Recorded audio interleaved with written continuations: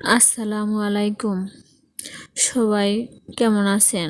আলহামদুলিল্লাহ, আমি ভালো আছি। আজকে মিষ্টি লাউয়ের শাক রান্না করেছিলাম, তাই প্রথমে সিদ্ধ করতেছিলাম।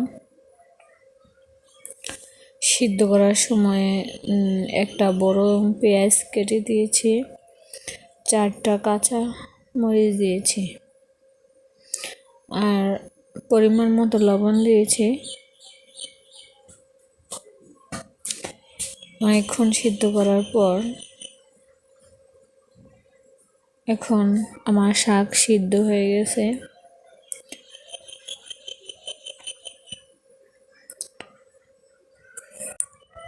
এখন তেল দেব।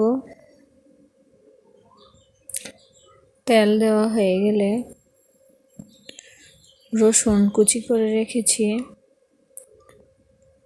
ওই রসুনগুলো দিয়ে দিব। রসুন যখন লাল লাল হয়ে যাবে তখন শাকের সাথে মিক্স করে দেব। মিক্স করে অনেকক্ষণ নাড়াচাড়া দিয়ে